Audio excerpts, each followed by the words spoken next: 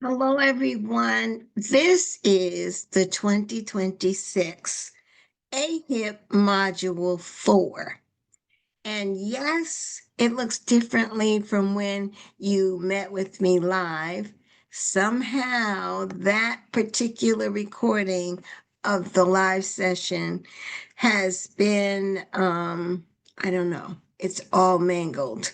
So, this is a recording for everyone who wishes to watch 2026 AHIP modules. And this is Module 4. Communications and Marketing Rules for Medicare Advantage and Part D plans. And before we start the course, let me just tell you that the best way for you to be able to complete the 5 modules is go through the review with me or on your own, whichever you prefer, but do the practice test after each module as many times as necessary for you to get 100% of them correct, because those are the questions that will be on your test. Let's start the course, and I want you to also know that Module 4 of the 5 modules seem to me to be the longest of all of the modules. There are several, and I mean several, a number of slides about the things that we as insurance professionals cannot do and should not do. So just as a reminder, you have the ability to always download the slides from each module. Same thing applies for module 4. So you would download the slides for the module here, save them as a PDF document in case you need it when you're actually doing the mastery test to find something that you need to review. The instructions on every page, the navigation instructions are the same. You have a previous button, a next button. You'll note that you have to go through each side. These are all the same in every module, so I'm not going to read that to you. Also, the copyright and the terms and conditions information is identical on every module. This is copyrighted materials. It's owned by AHIP, not owned by me. I'm sharing just reading it for you and giving any interpretations that I might have. But of course, you have the guide right here that I cannot claim is as my own. These are your learning objectives for Module 4. What are communications? What activities constitute marketing? What materials are marketing materials? The rules for making marketing appointments and rules regarding agent compensation. You want to pay attention to that because there is a question about agent compensation in your mastery test. The difference between educational and marketing events, plan enforcement of the marketing rules, and potential penalties. This is your roadmap. The applicability of rules concerning communications and marketing reps, key terms and general background information, regulation of communications activities and materials, rules related to sales and educational events. There are 2 different kinds of events, marketing at individual appointments, required practices, accessing and using certain plan materials, plan ratings and call recordings, prohibited activities, and that's where there are a lot of slides that we'll need to go through, plan oversight and enforcement of marketing requirements, referral fees, and agent broker compensation. The applicability of the rules. Let's do that one. Medicare marketing and communication rules apply to the following types of Medicare health plans and Part D plans. Medicare Advantage plans, MA only, Medicare Advantage plans with prescription drugs, prescription drug plans, and Section 1876 cost plans. Those are the 4 types of health plans that the Medicare marketing and communication rules apply to. Third-party marketing organizations, or TPMOs, are organizations and individuals such as yourself, independent agents and brokers, who are compensated to perform lead generation, marketing, sales, and enrollment-related functions as a part of the chain of enrollment, which is the steps taken by a beneficiary from becoming aware of a plan to making an enrollment decision. Independent agents and brokers are those that are not directly employed by a plan and those that market for more than one plan. Agents and brokers employed by the plan are not third-party marketing organizations.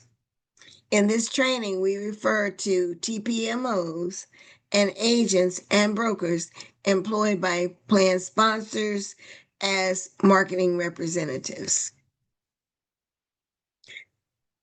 Plans marketing representatives are subject to the same requirements related to marketing and communication as the plan sponsor. Plan sponsors are responsible for ensuring compliance with Medicare rules by their marketing representatives, such as the need for annual training. Marketing representatives and plan sponsors must follow all marketing rules and guidelines when marketing to employer union group health plans, except for the following: prohibition against unsolicited contacts, prohibition against cross-selling other products, the requirement to obtain prior document of the scope of an appointment, the prohibition against providing meals at marketing events, the pre-enrollment checklist requirement, marketing representative compensation requirements, the requirement that a marketing representative must pass an annual test, although the requirement for annual training does apply. So remember these. If you want to take a screenshot, these are the things that do not apply to marketing reps and plan sponsors who are marketing to employer or union group health plans. Plans offering employer union group health plans are not required to submit marketing materials specific only to their employer plans to CMS at the time of use. However, CMS may request and review copies if employee complaints occur or for any other reason to ensure the information accurately and adequately informs the beneficiaries about their rights and obligations under the plan. Another key point for you to remember.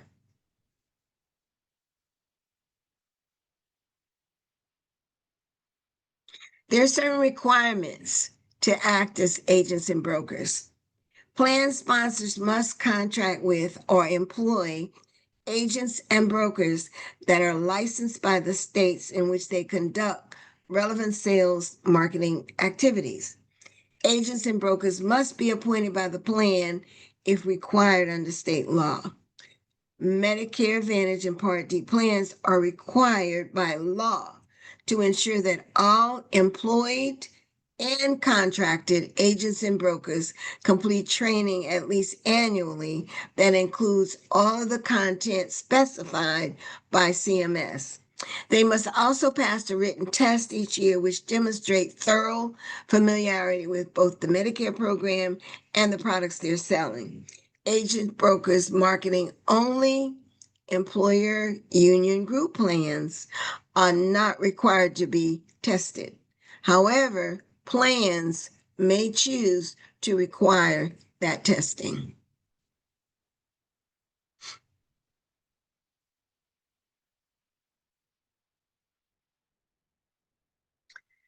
In general, marketing and communication, there are two pieces. Communications are materials and activities that provide information to current and prospective enrollees on Medicare health plans and Part D plans. Marketing is a subset of communications. Marketing is distinguished from communications only material and activity based on intent and content.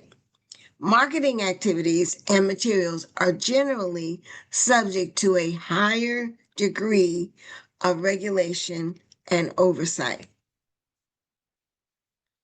What is marketing? To be considered marketing, the material or activity must include both marketing intent and marketing content.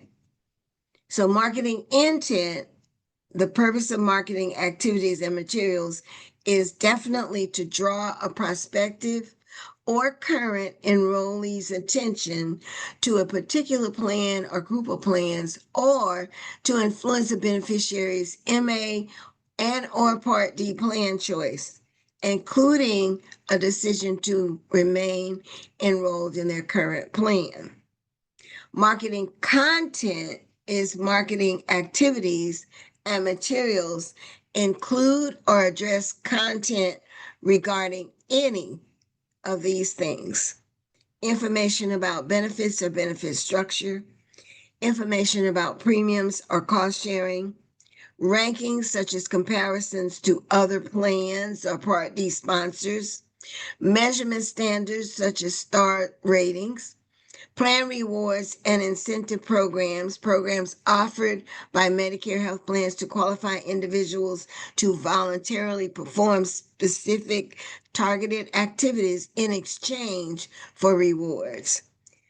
Mentioning a broad category of widely available benefits, such as dental, vision, hearing, or premium reduction, is providing information about benefits and thus is considered marketing content, regardless of whether details are provided about those broad categories.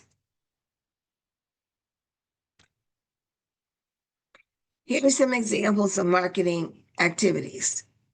Marketing activities include providing a presentation on health plan benefits to Medicare beneficiaries, where the intent is to steer them towards plans sold by a particular agent or agency.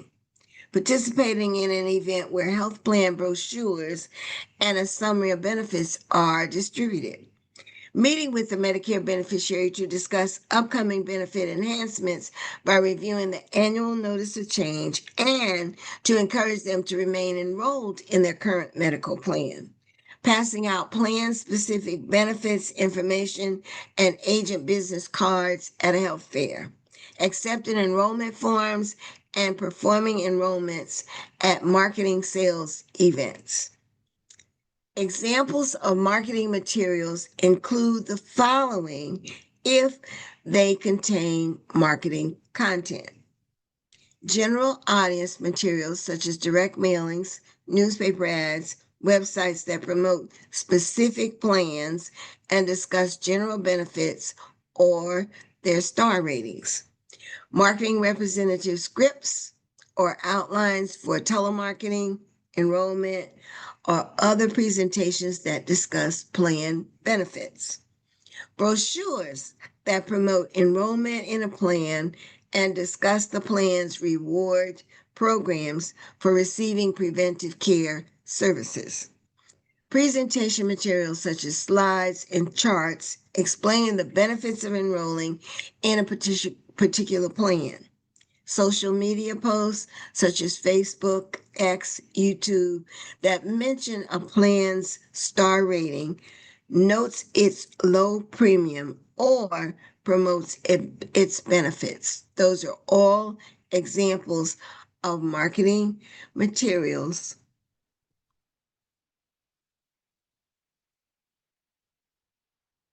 CMS regulates marketing activities in a variety of ways, including CMS has rules regarding marketing in a healthcare setting versus marketing in other settings and marketing at educational versus marketing events. CMS requires marketing representative to comply with state laws concerning licensure. CMS places strict limits on marketing by healthcare providers. CMS regulates when marketing representatives can begin marketing the next year's plan. CMS regulates how marketing representatives can contact potential enrollees. CMS may require that certain disclaimer or other information be included in marketing materials. CMS also prohibits the use of certain claims or language.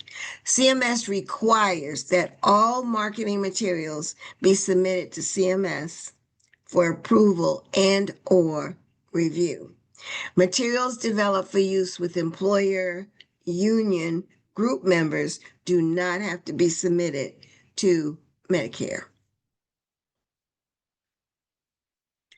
Communication-only activities and material provide information to current and prospective enrollees that contains no marketing content or includes marketing content but does not have marketing intent.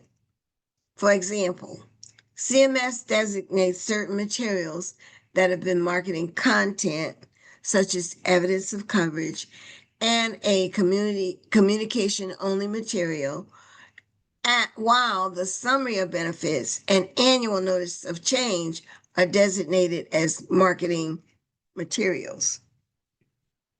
The evidence of coverage is designated as communication only because it doesn't have the intent that a summary of benefits or an annual notice of change has. A targeted letter to a plan's member that may be targeted to encourage them to receive certain preventive services that they have not yet received. As an example, an annual mammogram or a colonoscopy. And the communication refers to the cost sharing for those services. While it contains marketing content, it would not meet the marketing intent standard as it simply seeks to encourage the beneficiary to obtain preventive service. Here's some examples. A newspaper ad for an agency that says, "We sell a variety of Medicare Advantage plans in the Midwest. Call us for help deciding which one is right for you." Has content, but not intent. A newsletter sent to members of Healthy Choice Medicare plan reminding women to get their annual mammogram, which has a zero copay. Content, no intent. A Facebook post that says Medicare Premier Health Plan offers a variety of Medicare Advantage benefit plans. Call us today to find out which one is right for you. Content, no intent. Materials specifically designated by CMS as communications because they do not meet the intent standard, such as a formulary or provider directory.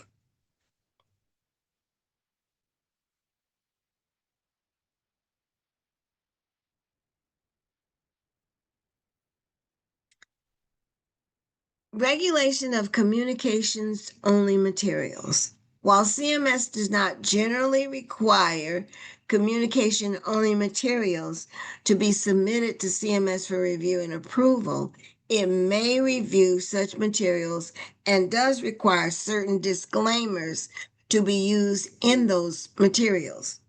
CMS also prohibits the use of certain claims or language in communications materials.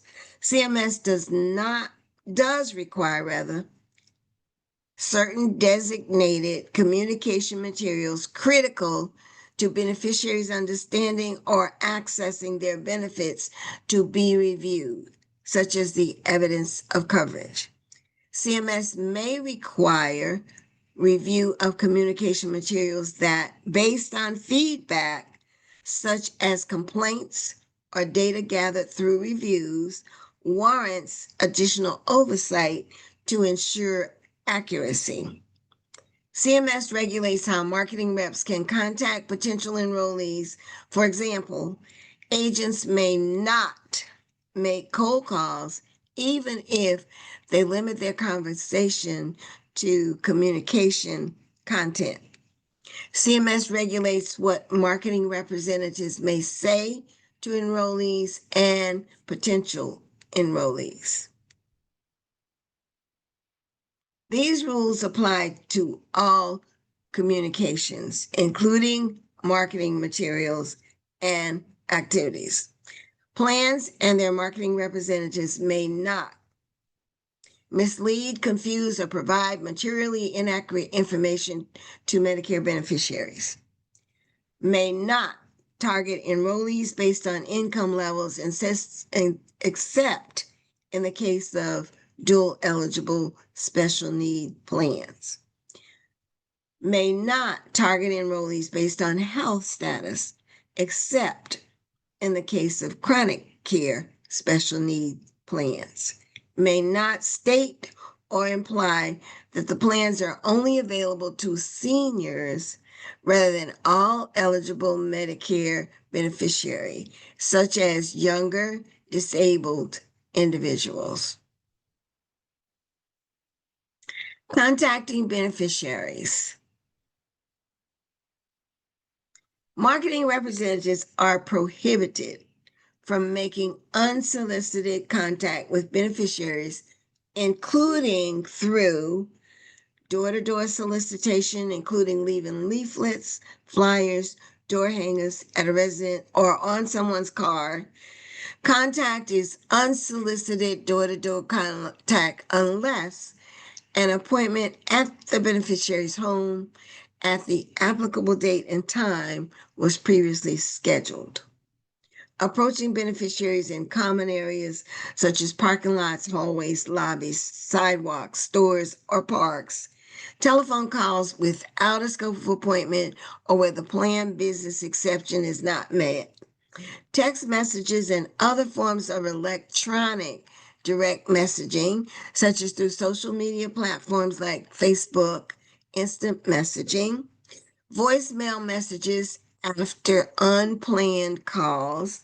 The prohibition on making unsolicited contact does not extend to email, conventional mail, and other print material such as advertisements.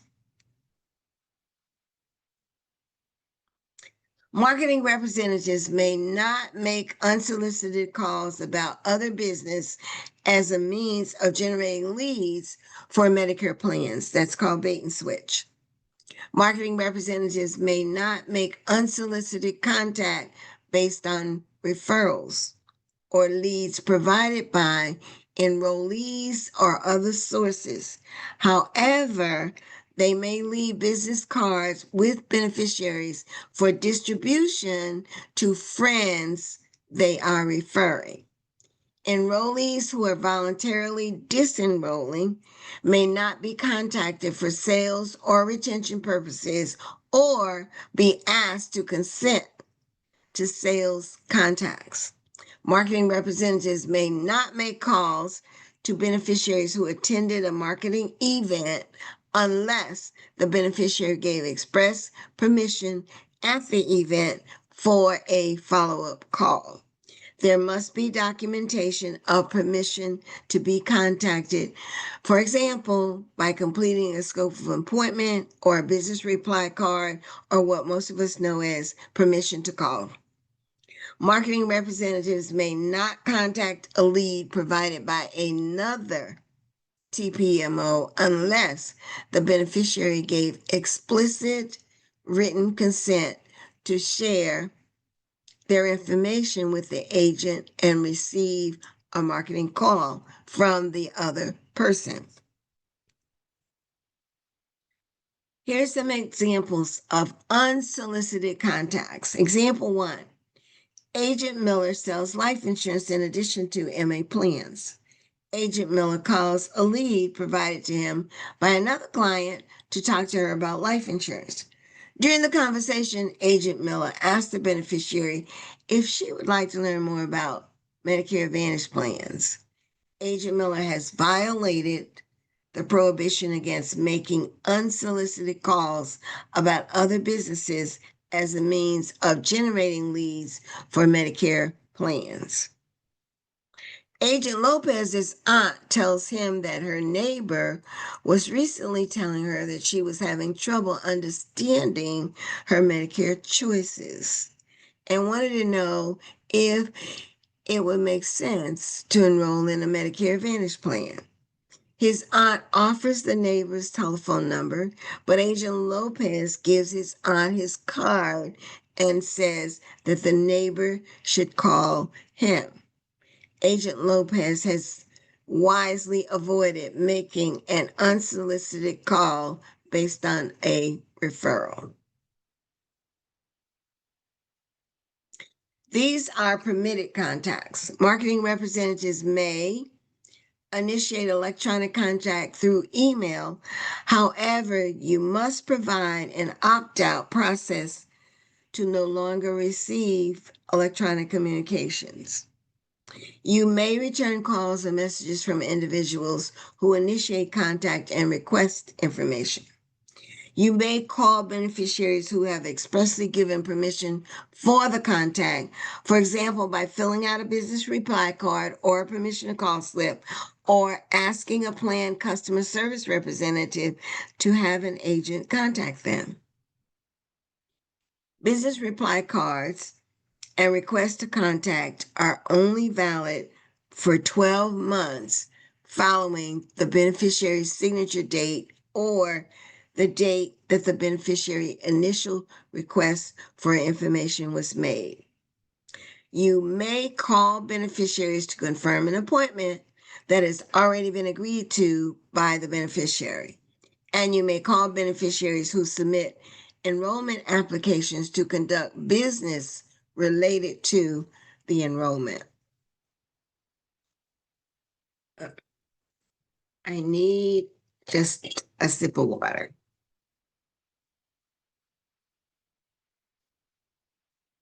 Thank you.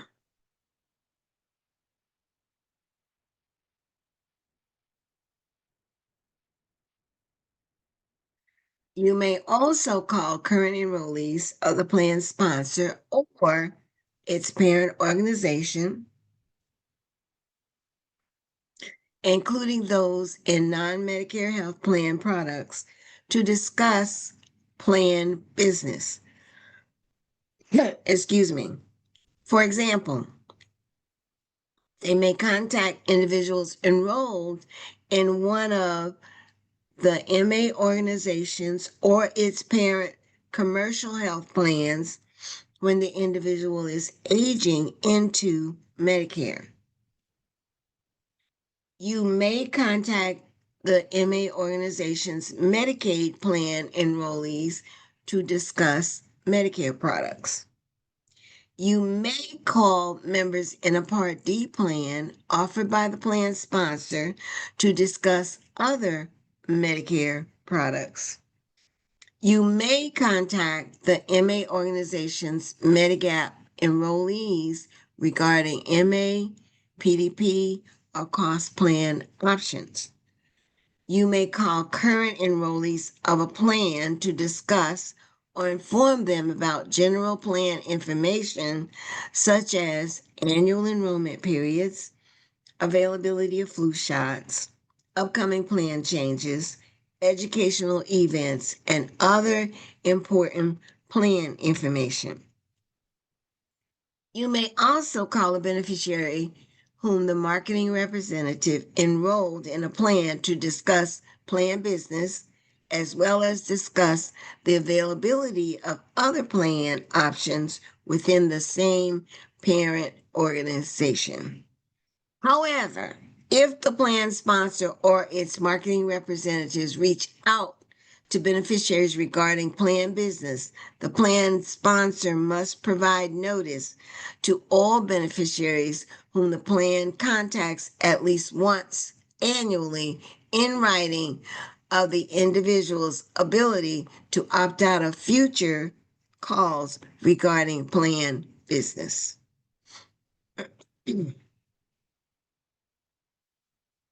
Rules related to sales and education events. Marketing events, sales, which are sales events, and educational events.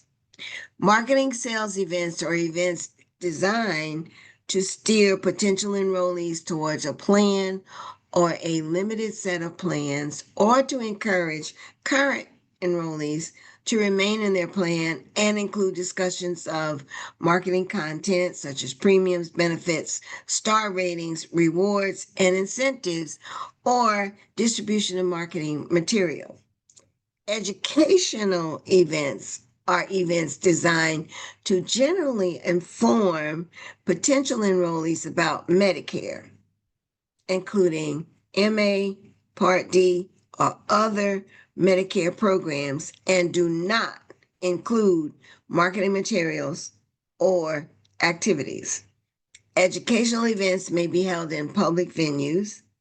Educational events may be put on by providers or other groups and are sponsored by one or more health plans.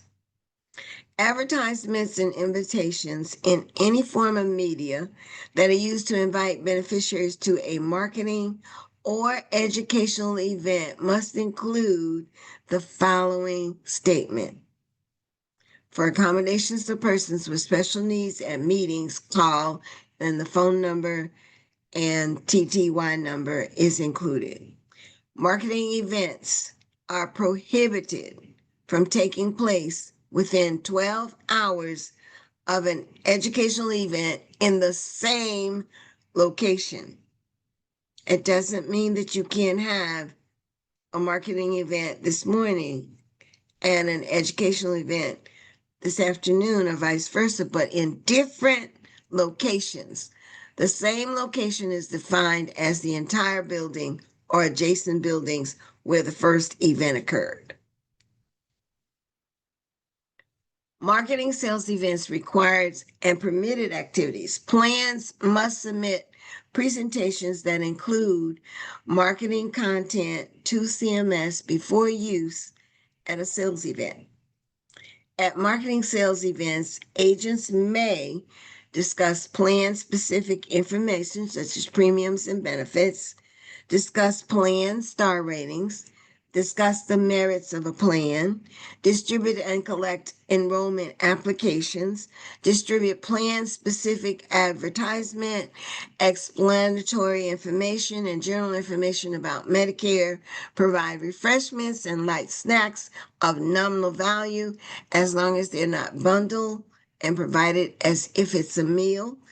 And you can collect scope of appointment forms for future personal marketing appointments.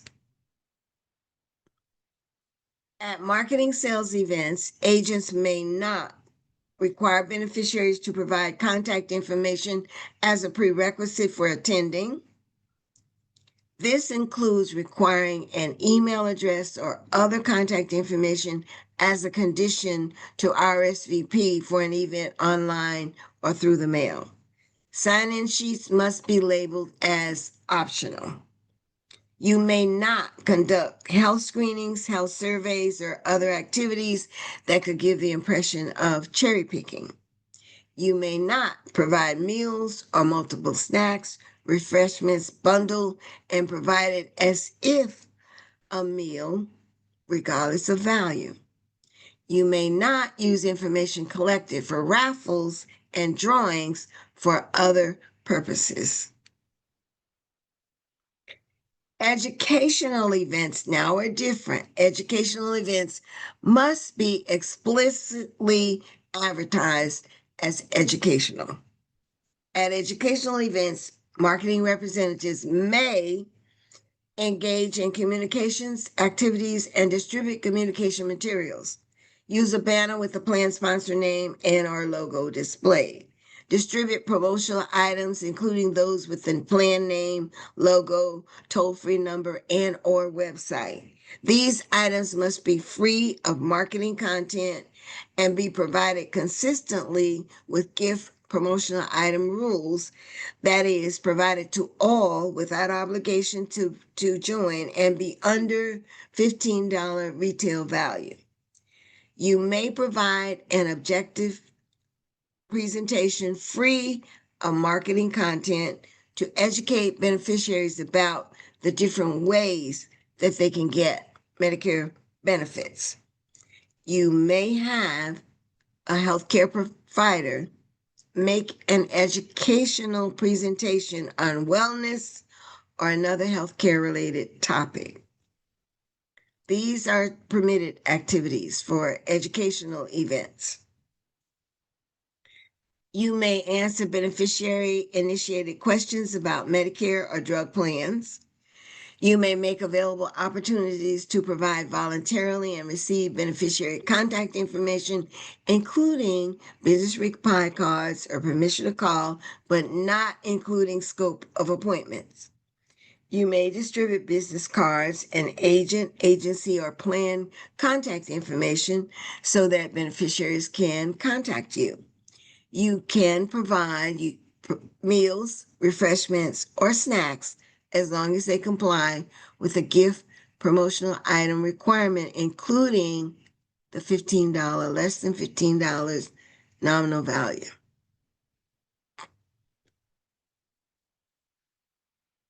These are prohibited activities for educational events.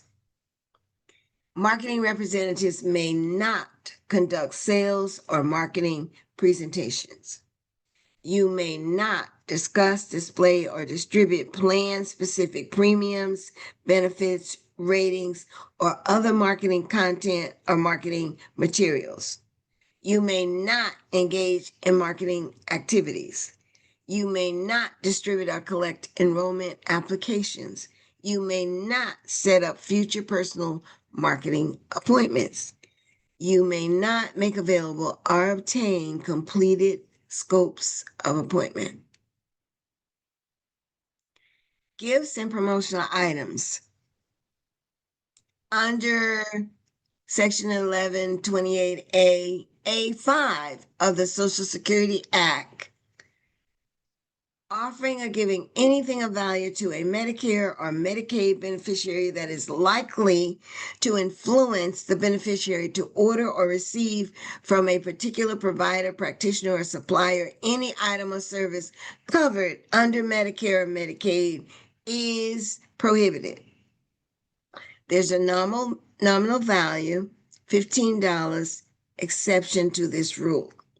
Marketing representatives may provide gifts, prizes, or promotional items to beneficiaries as part of an event or for marketing purposes as long as the nominal value exception is met. The gift or prize is not in the form of cash or a cash equivalent or a rebate, and the gift is provided regardless of enrollment and without discrimination. Gifts of a nominal value, if an individual is worth $15 or less based on the retail purchase price. It doesn't matter what you paid for it. The retail price has to be $15 or less. When more than one gift is offered on one occasion, the combination value must not exceed $15. Further, multiple gifts given to a beneficiary on different occasions, same beneficiary, different occasions, may not exceed an aggregate of $75 per person per year. In the case of a raffle or drawing, the total fair market value must not exceed the nominal per person value based on attendance. For example, if 10 people are expected to attend an event, the nominal gift would not be worth more than $150, which is $15 times 10. For planning purposes, anticipated attendance may be used, but must be based on actual venue size, response rate, or advertisement circulation. Plan sponsors must include a disclaimer on all materials promoting a prize, drawing, communal experience, or any promise of a gift that there is no obligation to enroll in the plan. Cash equivalents include gift certificates or cards that can be readily converted to cash. These are things that you cannot use. General gift cards that are not restricted to specific retail chains or to specific items and categories, such as a Visa gift card. Gift cards for retailers or online vendors that sell a variety of consumer products like Walmart, Target, and Amazon. Debit cards. A gift card that can be used for a more limited selection of items of food would not be considered a cash equivalent, such as Starbucks or a Shell gas gift card. Rebates would include a discount on the first month's premium or on a copayment. Gift surprises may not be charitable contributions. Marketing at individual appointments. These are what you call your one-on-ones. So these are personal, individual marketing appointments. They're tailored to an individual or a small group, could be husband and wife, could be two sisters, could be sister and brother, could be mother and son. They're not defined by the location. At least 48 hours before any marketing appointment, you must coordinate with the beneficiary to identify the types of products that will be discussed. Obtain agreement from the beneficiary and document that agreement on what is known as scope of appointment or SOA.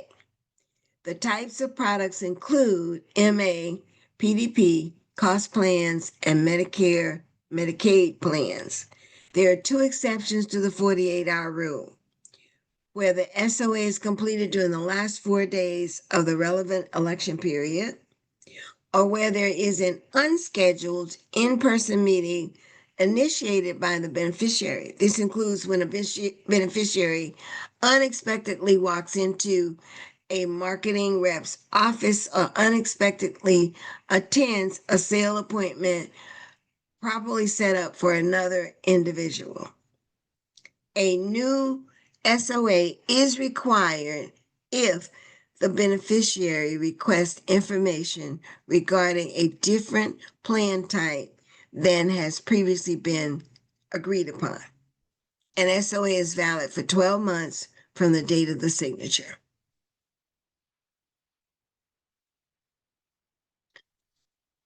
A scope of appointment may be in writing in the form of a signed agreement, including an electronic signature by the beneficiary, or it could be recorded as an oral agreement. Any technology, conference call, fax machine, designated recording line, prepaid envelope, and email can be used to document the scope of appointment. A plan sponsor or agent may not agree to the scope of appointment on behalf of the beneficiary. These are documentation ways for scopes of appointments. Plan sponsors and their TPMOs are expected to include the following documentation in the SOA. The product type, such as MA, cost plan, or PDP, that the beneficiary has agreed to discuss during the appointment.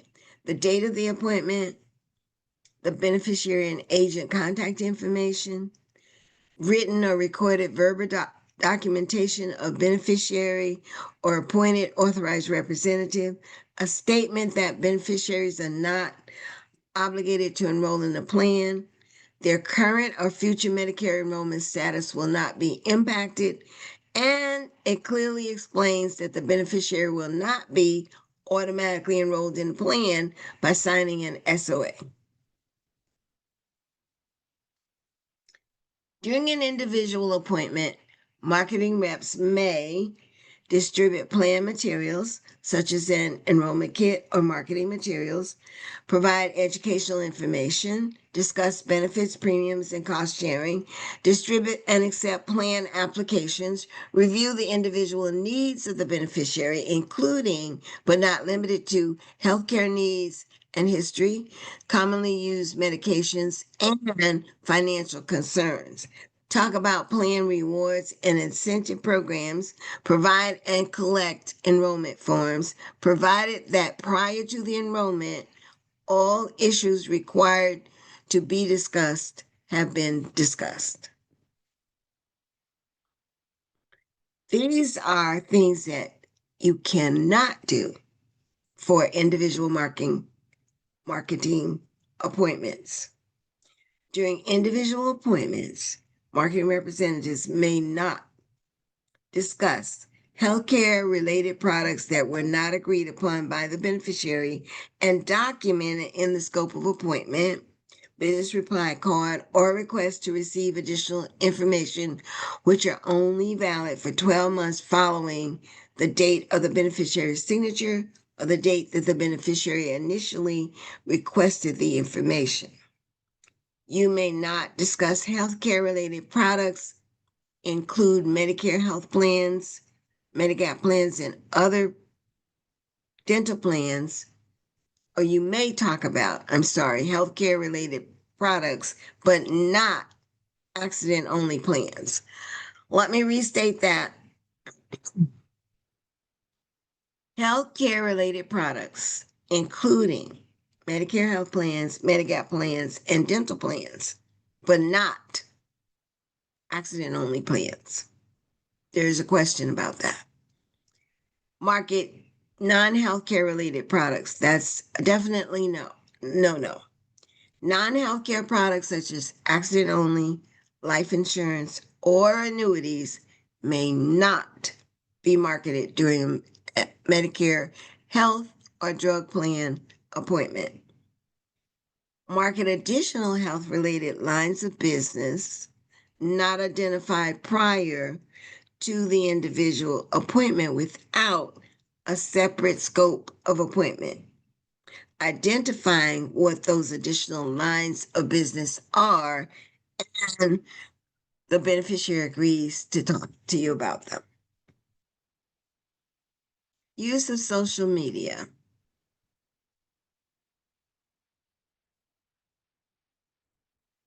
Plan sponsors and their TPMOs must submit to CMS any social media, Facebook, X, YouTube, LinkedIn, TikTok, scan code, or QR code posts that meet the definition of marketing, specifically those that contain marketing content such as benefits, premiums, cost sharing, or star ratings. This includes such posts by agents. Social media posts are generally subject to marketing communications content requirements, such as prohibition on using certain language and any requirements to include disclaimers. Republication or repost of an individual's post, content, or comment that promotes a plan sponsor's product from social media sites is considered a product endorsement testimonial and must adhere to the guidance on testimonials. Compliance.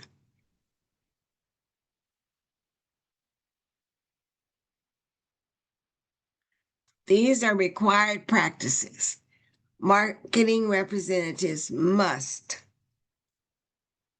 provide prospective enrollees only CMS approved submitted marketing materials or CMS created marketing materials. Use only CMS approved submitted talking points and presentations if they are marketing. Ensure that before an enrollment, CMS's required questions and topics regarding beneficiary needs in a health plan choice are fully discussed. Topics include information regarding primary care providers and specialists, that is, whether the beneficiary's current providers are in the plan's network, prescription drug coverage and cost, including whether or not the beneficiary's current prescriptions are covered, cost of healthcare services, premiums, benefits, and specific healthcare needs.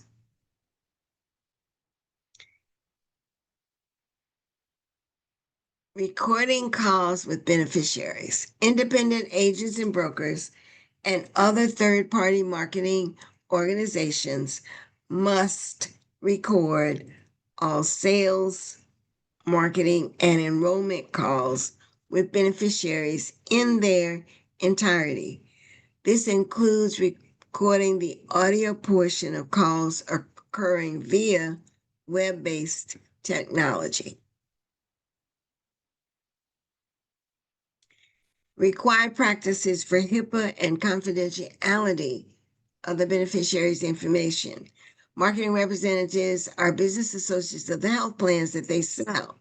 As such, you must comply with federal and state law regarding the confidentiality of individually identifiable health information and any confidentiality obligations in your business associate contracts with plans. PHI includes any information about an individual's healthcare coverage, payment for healthcare coverage, or healthcare condition. HIPAA regulates both the use and disclosure of PHI. Marketing representatives may only use and disclose personal health information on behalf of the plans they represent. If a marketing representative subcontracts with another individual or entity, they may obtain, use, or disclose PHI on their behalf. They must enter into a business associate agreement with the individual or entity requiring the same protections to the PHI.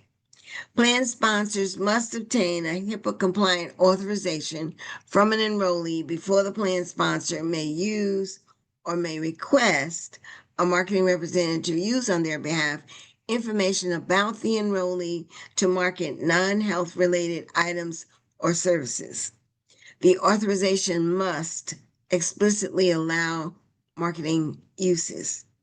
Marketing representatives may not use or disclose the enrollee's personal health information for marketing purposes, including sending any non-plan or non-health related information or otherwise contacting them for purposes unrelated to plan benefits administration or CMS contract execution without a HIPAA authorization from the enrollee.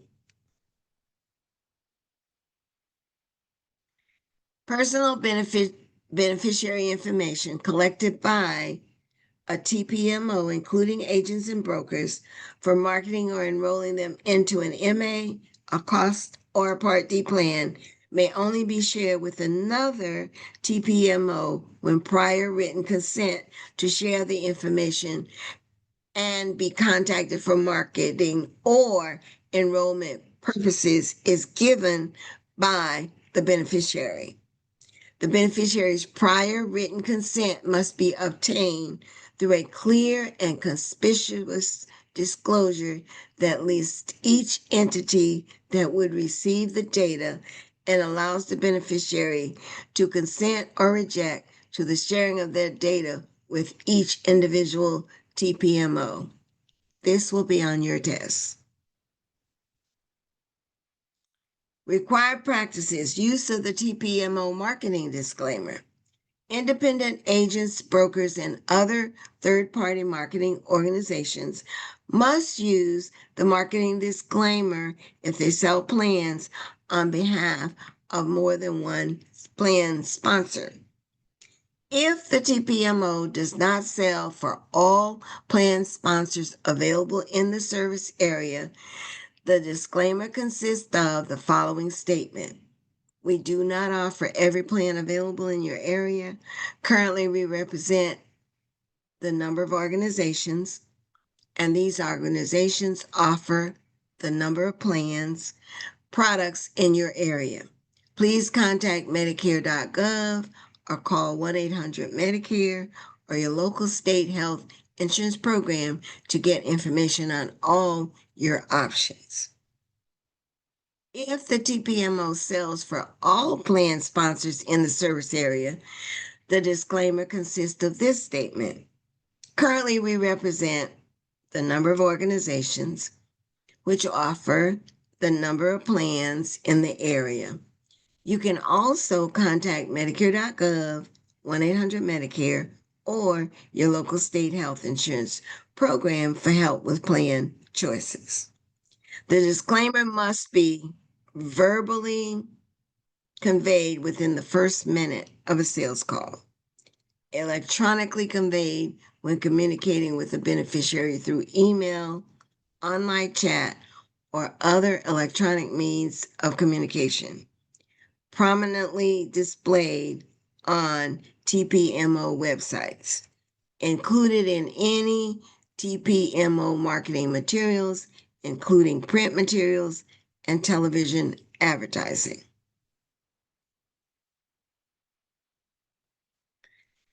Special rules related to lead generation.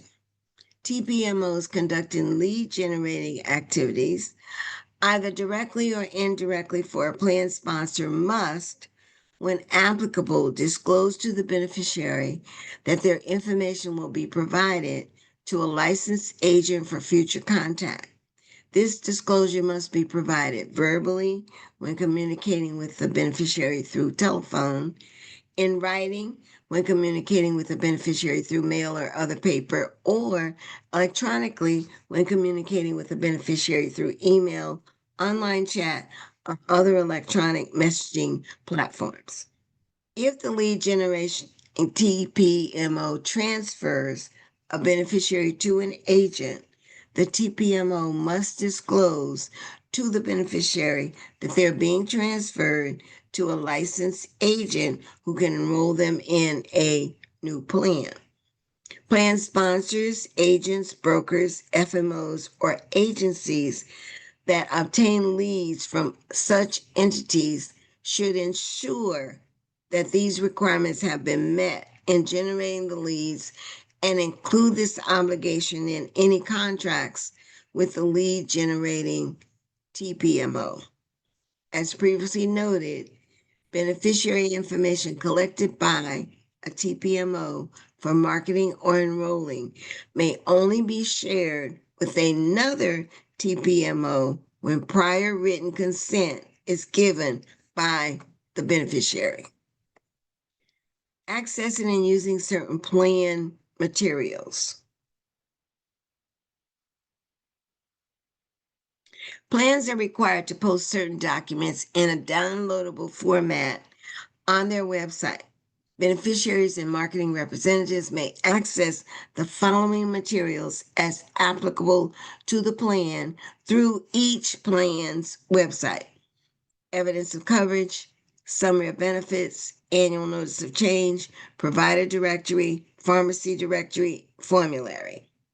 Such documents are important tools to be used by marketing representatives in determining issues such as whether beneficiaries, providers, or pharmacies are in the plan network, whether the drugs a beneficiary takes are on the plan's formulary, whether the plan covers other benefits that are important to the beneficiary, whether or to the extent to which the plan covers out-of-network services.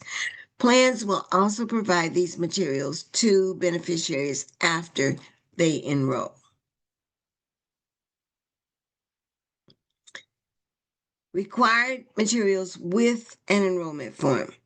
When a beneficiary is provided with enrollment instruction form, they must receive star rating information, the summary of benefits, the pre-enrollment checklist, and beginning September 30th, 2025, the notice of availability of language assistance services and auxiliary aids and services, also known as notice of availability.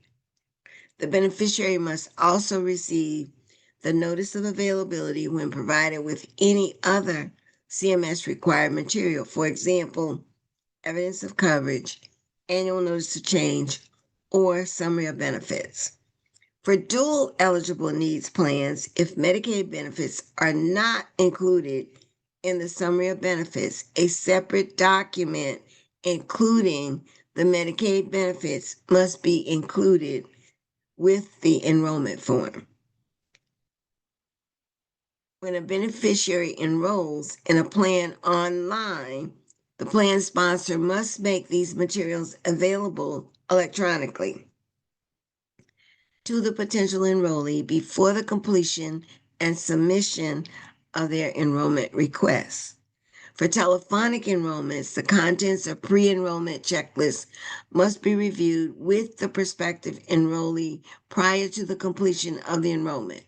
In addition, the beneficiary must be told verbally where the summary of benefits and star ratings documents may be accessed. Plan ratings and call recordings.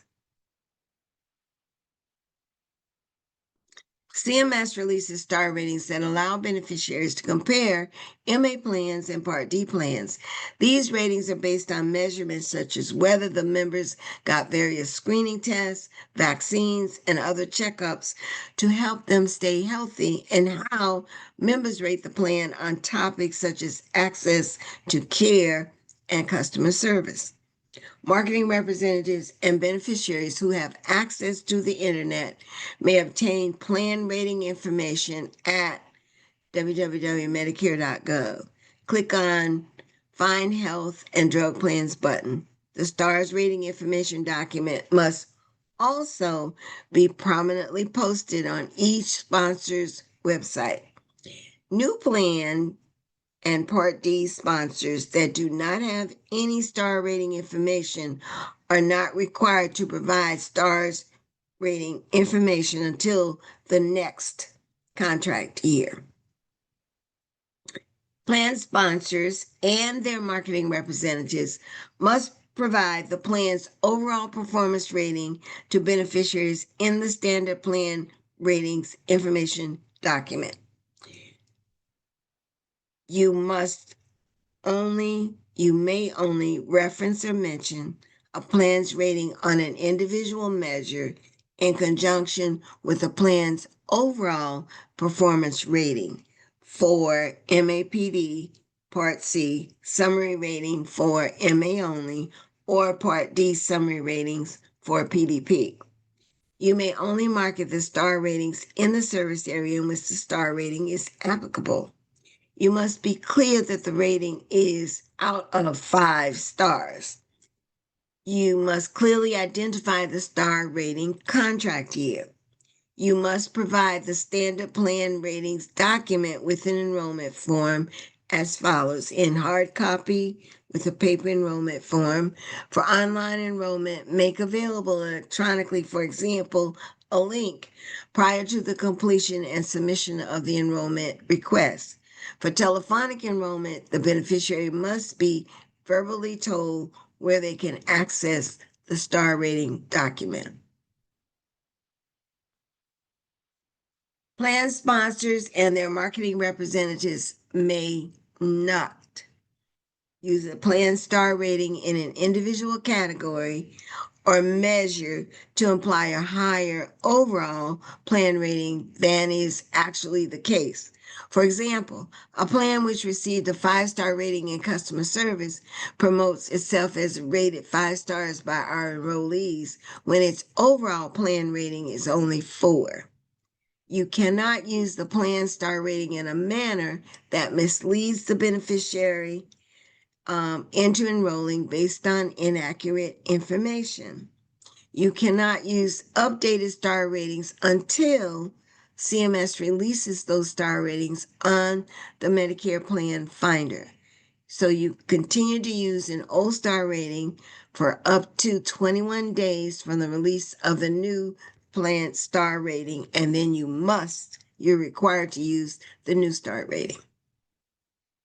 Prohibited activities. This is the area where I'm telling you it is long. It's about as long as we've been here already. Marketing representatives must not, there's so many things you must not do. You must not market any non-healthcare related products such as annuities, life insurance during MA or Part D sales activities or any other marketing activity for existing enrollees. This is considered cross-selling.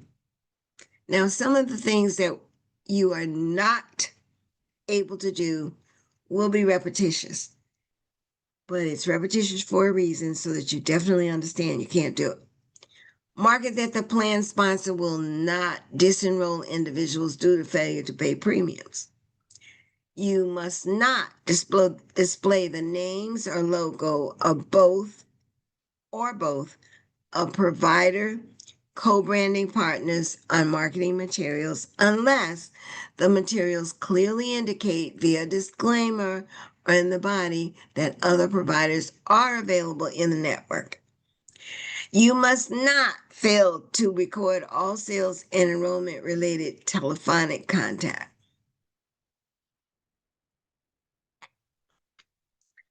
You must not use a Medicare beneficiary to endorse a plan unless the beneficiary was an enrollee of the plan when the endorsement was created.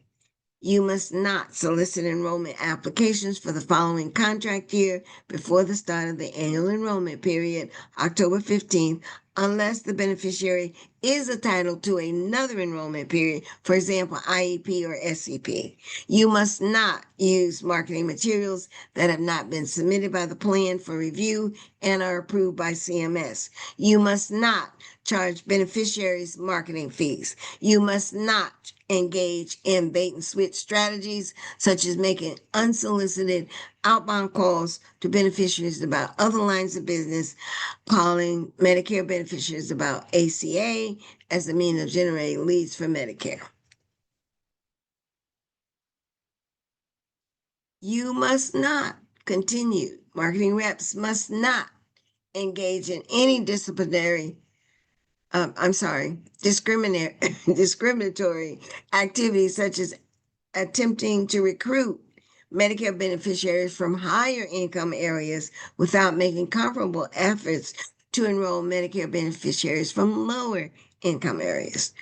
You must not encourage individuals to enroll based on their health status unless the plan is a special needs plan that focuses on that beneficiary's particular condition. You must not conduct health screening or other activities that could give an impression of cherry picking. You must not use unsubstantiated superlatives such as best, highest rated, best value, etc. Superlatives may only be used if the sources of documentation or data supportive of the superlative are also referenced in the material. Such supported documentation or data must reflect data, reports, studies, or other documentation that applies to the current or prior contract year. Including data older than the prior contact year is permitted, provided the current and prior contract year data are specifically identified. It's easier, just don't say those superlatives. Make explicit comparisons between plans. You may not do that unless you can support them.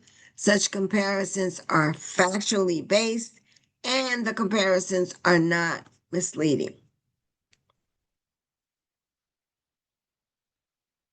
Misleading marketing practices and prohibited practices continued. Marketing reps must not engage in marketing practices that mislead or confuse beneficiaries, such as providing false and misleading information about the plan, including benefits, provider rules, other plan information, such as claiming that a private fee-for-service plan is the same as the original Medicare or a Medigap plan, claiming that Medicare, CMS, or any government agency endorses or recommends a plan, using the Medicare name, CMS logo, and products or information issued by the federal government, including the Medicare card, in a misleading way. Use of the Medicare card image is permitted only when authorization from CMS. You may not advertise benefits that are not available to beneficiaries in the service area where the marketing appears, unless the advertisement is in local media that serves the service area where the benefits are available and reaches beneficiaries who reside in other service areas is unavoidable. You may not market products or plans, benefits, or costs unless the plan sponsor's name or marketing name of the plan sponsor offering the products or plans, benefits, or costs are identified in the marketing material. You may not include information about savings to beneficiaries that are based on a comparison of typical expenses borne by uninsured individuals, unpaid costs of duly eligible beneficiaries, or other unrealized costs of a Medicare beneficiary. We're still doing prohibited practices. Continued. Marketing representative must not use the term free to describe a $0 plan. Use the term free in conjunction with any reduction in premiums, deductibles, or cost share, including Part B premium buy down, low income subsidy, or dual eligibility. You must not lead beneficiaries to believe that the broker or agent works for Medicare, CMS, or any government agency, and you cannot imply that a plan operates as a supplement to Medicare.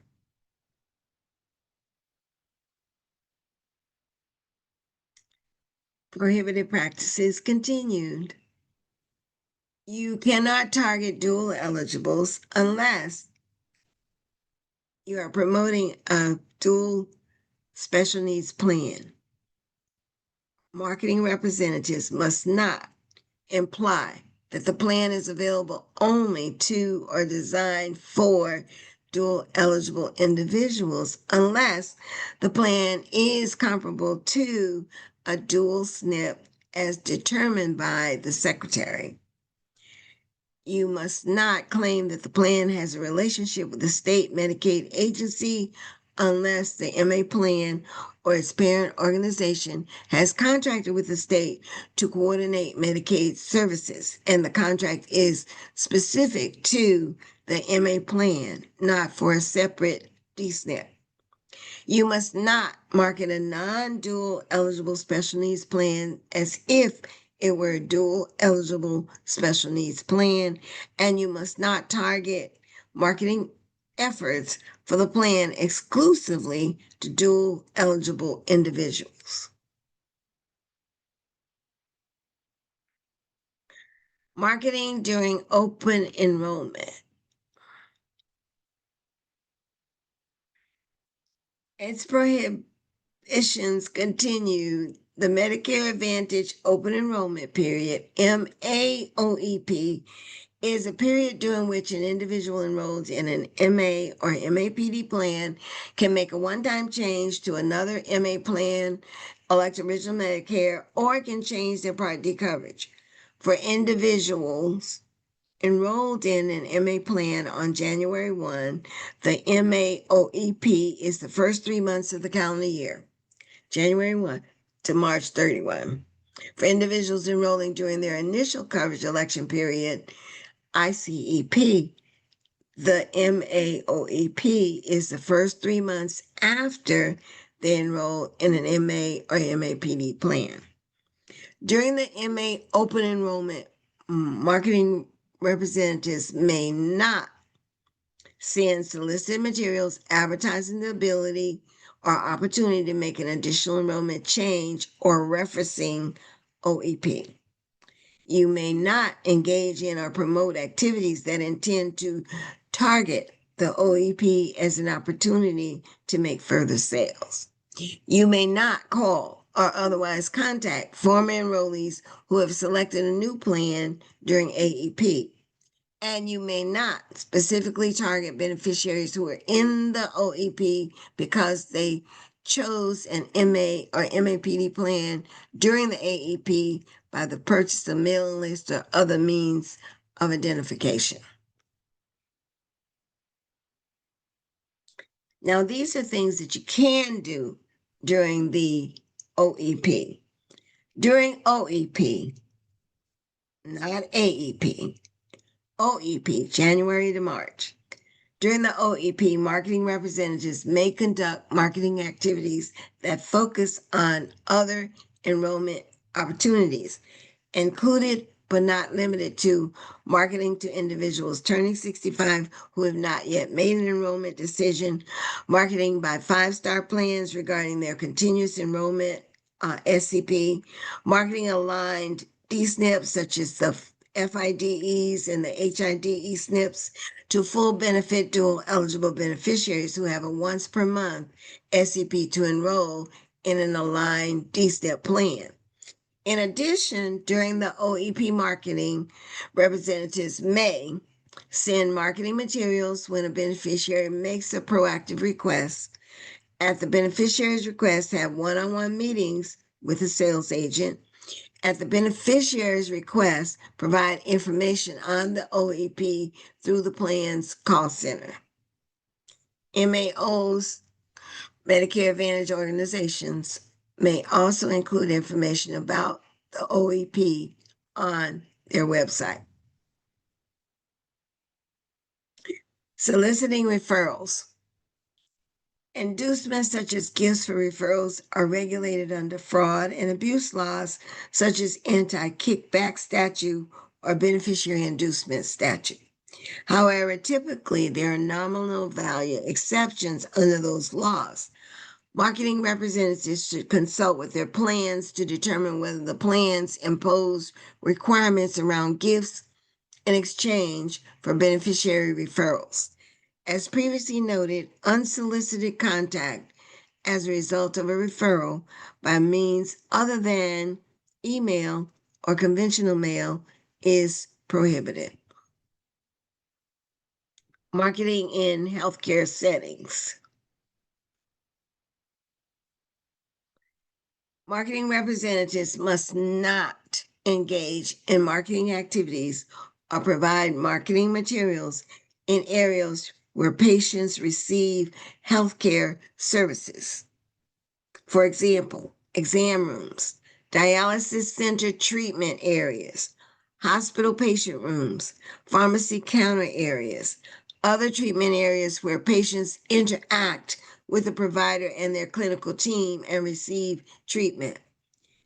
You may not solicit healthcare providers or their staff to engage in marketing activities or provide marketing materials in areas where patients receive healthcare services. However, you may engage in marketing activities such as conduct sales presentations and distribute and accept enrollment applications in common areas of healthcare settings, for example, in a cafeteria, community or recreational room, waiting room, common entry area, vestibule, or conference room, at a retail pharmacy in areas away from the pharmacy counter. And you can provide communication materials to be distributed and displayed in the healthcare setting. Marketing in a long-term care facility. Long-term care facilities include, for example, nursing homes, assisted living facilities, and board and care homes. Plan sponsors, marketing representatives may schedule an appointment with a beneficiary in a long-term care facility only upon request of the beneficiary or authorized representative. Plan sponsors, marketing representatives may not visit individuals in a long-term care facility without an appointment. MA institutional special needs plans, the ISNPs, may use staff operating in a social worker capacity to provide information, including marketing materials concerning ISNPs to residents. Such information must not include an enrollment form, and the social worker may not accept or collect a scope of appointment or enrollment form on behalf of the plan sponsor. Marketing reps may set up in common areas of a long-term care facility and allow residents to approach them. Plan oversight and enrollment. Plan sponsors must establish and implement an oversight plan that monitors agent and broker activities, identifies noncompliance with CMS requirements, and reports noncompliance to CMS. Plans are required to implement a strategy to prevent prohibited marketing practices from occurring, detect prohibited marketing tactics at their early stages, and take immediate corrective action to respond to non-compliant marketing activities. Plans must take disciplinary and/or corrective action in the event of verified misconduct. Examples of such disciplinary action include withholding or withdrawing commissions, retraining, suspension of marketing, termination, other consequences outlined in the contract with the plan. This is something you should remember. Reporting to and cooperating with states and CMS. Plans must comply with requests from a state insurance or other department in connection with investigations of plan marketing representatives who are licensed by the department. Remember that. Plans must report to states the termination of any agent or broker, including the reasons for the termination as required under state law. Plans must also report to CMS any for-cause agent broker terminations. Plans must report to CMS all enrollments made by unlicensed agents or brokers. Upon CMS request, the plan must provide CMS with information necessary for it to conduct oversight or marketing activities. So remember the reporting. The plans are required to cooperate with state and CMS requirements. Reporting and disclosure obligations of marketing representative. Plan sponsors must require third-party marketing organizations, including you, independent agents and brokers, to disclose to the plan sponsor any subcontracted relationships used for marketing, lead generation, and enrollment. Report to plan sponsors monthly any staff disciplinary actions or violations of any requirements that apply to the plan sponsor associated with beneficiary interaction to the plan. Referral fees.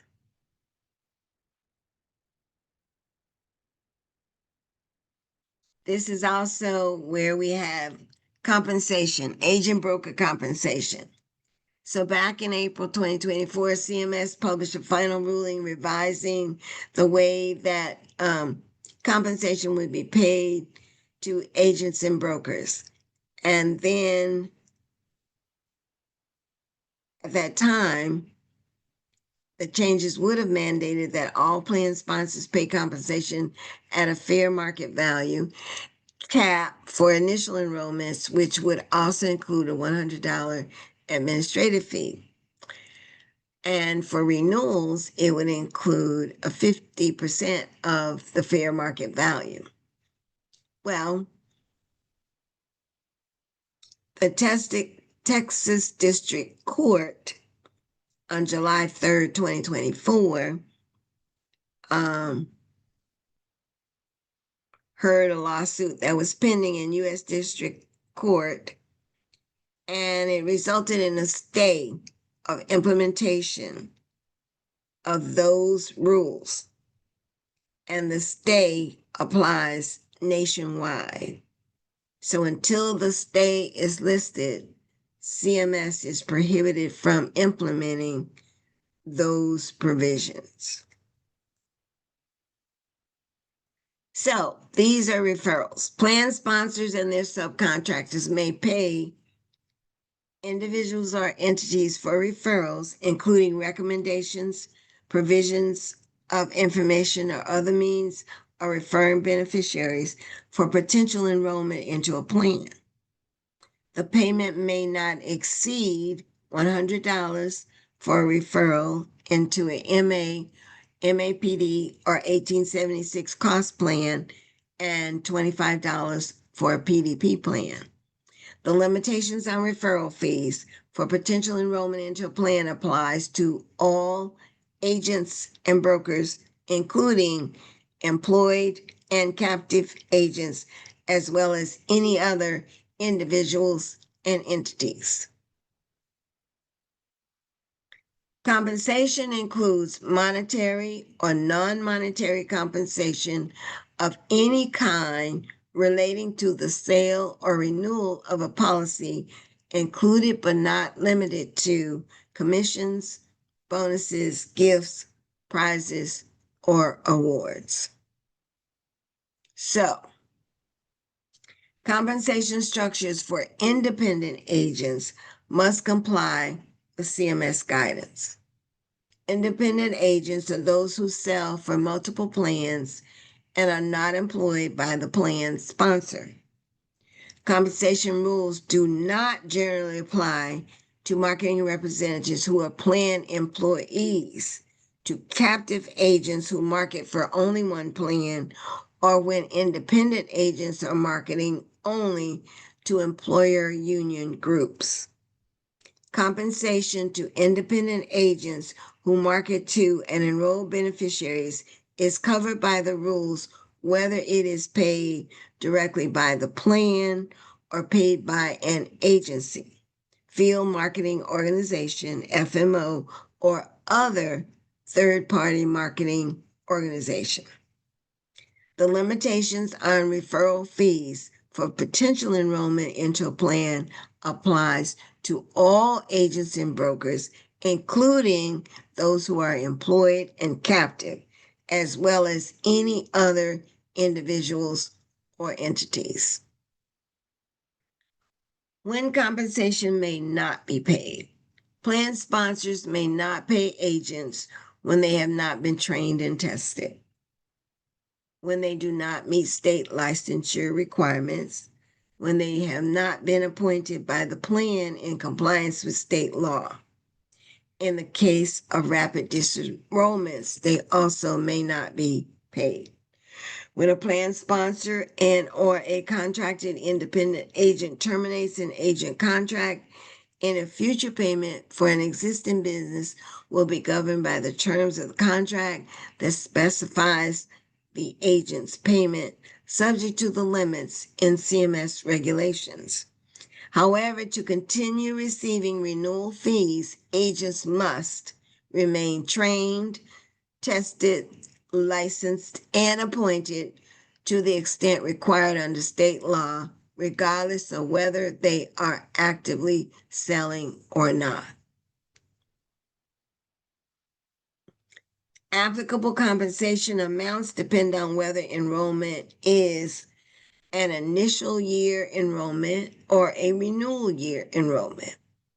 CMS provides reports to the plan that will specify whether the enrollment is initial or renewal. Renewal year enrollments include plan changes between like plans. A like plan type enrollment includes PDP to another PDP, MA or MAPD to another MA or MAPD, Section 876 to another Section 876. An unlike plan type enrollment includes MA or MAPD to a PDP or Section 1876, a PDP to a Section 1876, or an MA or MAPD plan, a Section 1876 cost plan to an MA or an MAPD, or a PDP plan. For enrollments in two plans at once, for example, enrollment in an MA-only plan, like a Medicare savings account, and a standalone PDP, or a cost plan and a PDP, The compensation rules apply independently to each plan. This is known as dual plan enrollment. However, when dual plans are replaced by an enrollment in a single plan, compensation is based on the MA or cost plan movement.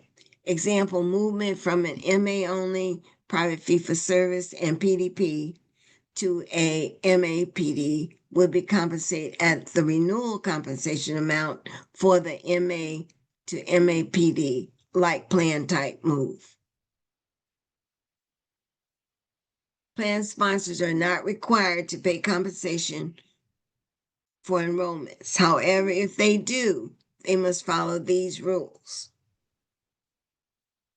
Compensation for initial year enrollments cannot exceed fair market value published annually by CMS. This amount is known as the fair market value cutoff. Compensation for renewal year enrollments must be no more than 50% of the fair market value cutoff. Renewal, referral, or finder's fee payments to independent, captive, or employed agents brokers may not exceed $25 for PDPs or $100 for all other types of plans. Depending on their contracts with TPMOs, plan sponsors can choose not to pay initial and or renewal compensation for all or some of the plans they offer.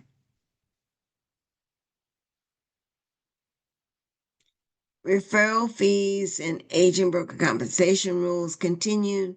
Compensation must be paid on a calendar year basis. Thus, regardless of the month of a beneficiary's initial year enrollment, the renewal year always begins on January 1, not the beneficiary's enrollment anniversary date. Plan sponsors have the flexibility to make compensation payments annually, quarterly, monthly, or by a different schedule. However, they must pay compensation payments during the year of enrollment. Compensation, with some limited exceptions, may only be paid for the months the beneficiary is enrolled in the plan. If a plan pays compensation in advance, it must recoup amounts paid for months a beneficiary is not enrolled.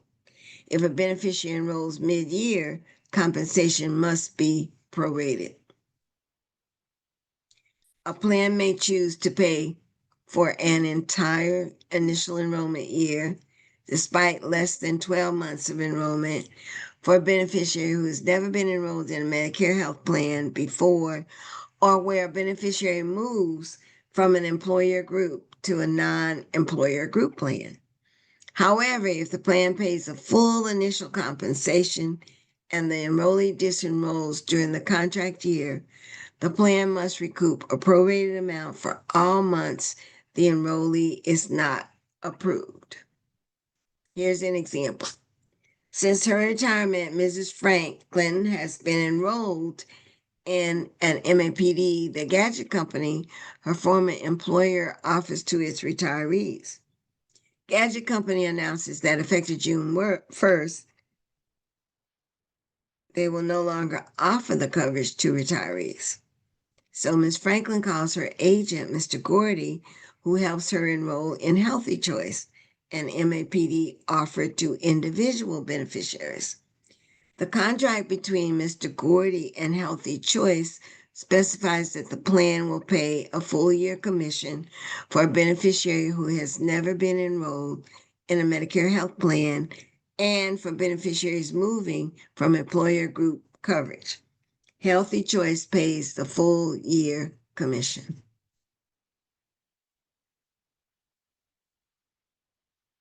Rapid disenrollment. If a beneficiary disenrolls within the first 3 months, it's referred to as a rapid disenrollment.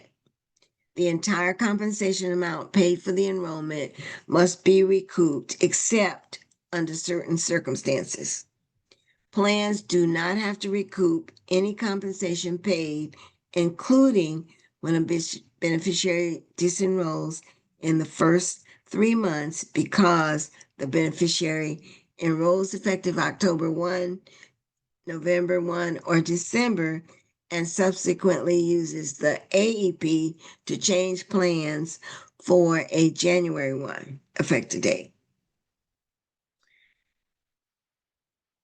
If the beneficiary became duly eligible for both Medicare and Medicaid, qualified if the beneficiary qualified for another plan based on special needs, if the beneficiary became LIS eligible, if the beneficiary lost Medicare entitlement, if the beneficiary moved out of the service area, if the beneficiary failed to pay the plan premium, if the beneficiary changed enrollment to a plan with a 5-star rating or disenrolled from a low performing plan to move into a plan with 3 or more stars, if the beneficiary moved into or out of an institution, if the beneficiary gained, dropped employer union sponsored coverage, if the beneficiary changed plans due to an auto facilitated or passive enrollment, if the beneficiary died, if the beneficiary was enrolled in a plan that was terminated, non-renewed, or CMS imposed sanctions on the plan. Rapid disenrollment applies when an enrollee moves from one parent organization to another parent organization, from Superior Health to Healthy Living, or when an enrollee moves from one plan to another within the same parent organization, Superior Health's Gold Plan to a Silver Plan. Example, Ms. Howard turned 65 in May. An agent assisted her enrolling in a Medicare Advantage plan offered by Best Health. Miss Howard's best friend told her how much she enjoys using her gym membership, which is part of the benefits under her Medicare Advantage plan, Better Choice. Miss Howard uses her MA open enrollment period to switch to Better Choice effective July 1. Best Health must recoup all compensation payments paid to the agent for Miss Howard's enrollment. More information. This is the same information at the end of every module. You can definitely get more information at Medicare.gov. There's some various links here that you can check. The Medicare and You Handbook for 2026 will also be useful for you as well. Thank you so very, very much for being with me to redo this recording. We've already gone through at some point with the people who were live the review. If you find that you need help going through the review in the YouTube channel where the recordings are located, my contact information is there. Reach out and let me know if there's something else that you need that I have not been able to provide for you. Thank you so very, very much for being with me.